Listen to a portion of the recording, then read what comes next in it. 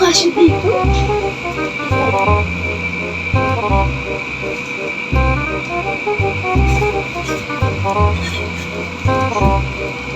Nangyari ako sa pinto namin.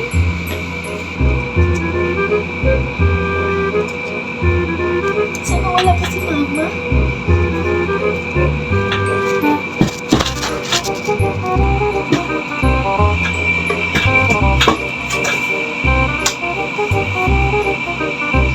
Saan ka naman nagpunta? Ha? Gumala ka, no? Diba? Nay,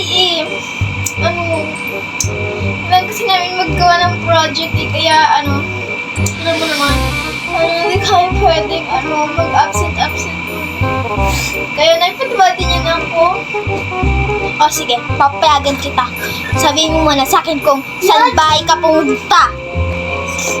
Nay, kay Natalie po. Oo, kakachat ko lang sa mama niya. Is di ka na pumunta doon. So, saan ka talaga pumunta? Abay, lagot ka sa akin.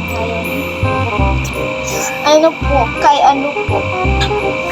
Kay... ayan, tinatakbuhan mo talaga ako. Ngayon, tignan natin ngayon kung makaka-uwi ka pa, kung sasaraduin ko ang bahay natin. Makaalis na nga.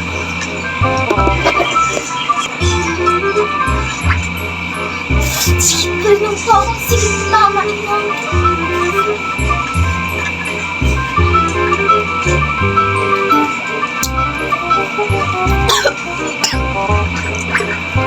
Hindi mo buksan yung pinto.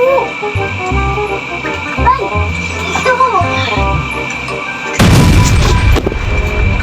Hindi mo buksan. Ano ba yan? The next day. Ang kati ng ko pa ako. Yapit. Oy, ang kati ng katawan ko. Ay! Ano nangyari sa'yo? Well, napala mo naman yan. Kasi, takas ka ng bahay. Halika dito, dagdagan ko pa yan, ha? Dagdagan ko pa yan. Halika dito, dali! Ayoko na!